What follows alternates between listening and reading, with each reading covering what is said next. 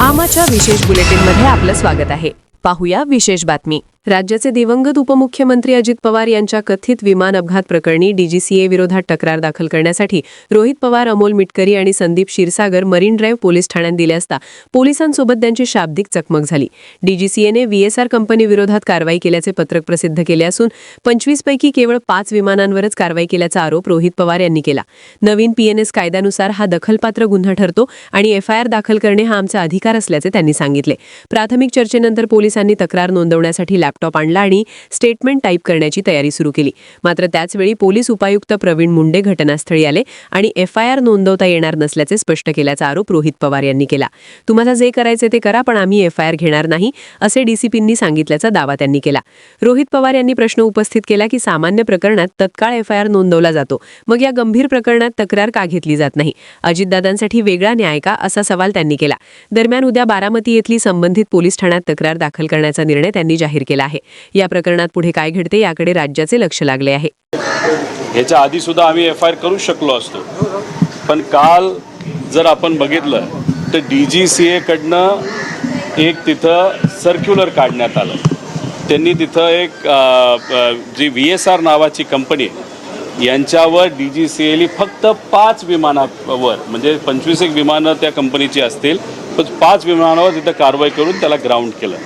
म्हणजे काल जे पत्र डीजीसीएली काढलं त्याच्यामध्ये व्हीएसआर कंपनी जबाबदार आहे हे तिथं प्रत्यक्षपणे तिथं सांगितलं। केंद्र सरकारच्या एका विभागाकडनं ते पत्र आल्यानंतर मग त्या पत्राचा उपयोग करून आम्ही मरीन ड्राईव्ह पोलीस स्टेशनला इथं येऊन एफआयआर करण्याचा प्रयत्न तिथं केला की एफआयआर करण्याचा अधिकार हा प्रत्येकाचा आहे।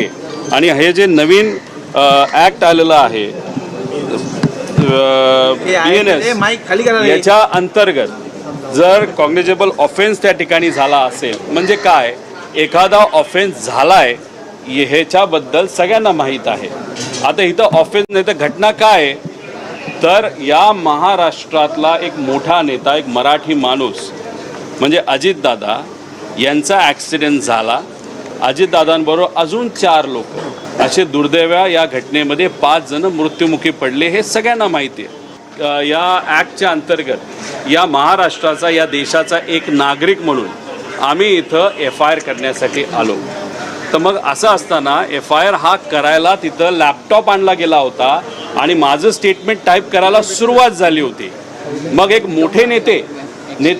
एक मोठा अधिकारी म्हणजे ॲडिशनल म्हणजे डीसीपी इथं आले आणि त्यांनी तिथं येऊन सांगितलं नाही एफआयआर होणार नाही।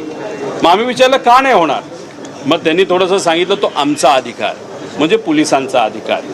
आणि मग म्हणलं की अहो या पुस्तकामध्ये जे काही दिलंय, जे ॲक्ट आहे, एक वकील सांगतायत की कॉग्निजेबल ऑफेन्स असेल तर एफआयआर आपल्याला घेता येते।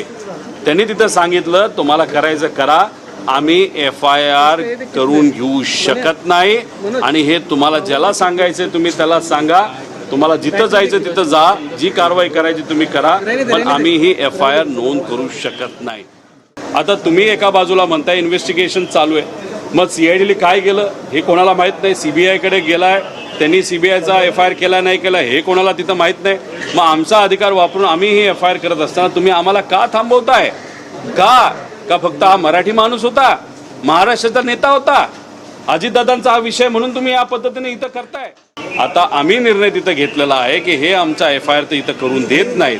त्यामुळे उद्या सकाळी 10 वाजता बारामतीचे जे कुठले पीआय असतील, एअरपोर्ट त्यांच्या अंतर्गत येतं, माझ्या अंदाजे ग्रामीण विभागाच्या अंतर्गत येतं, त्या ग्रामीण पीआयकडे जाऊन तिथं आम्ही तिथं प्रयत्न करू। आमा चॅनलला लाईक करा, बातमीला शेअर करा, सबस्क्राईब फॉलो करायला विसरू नका।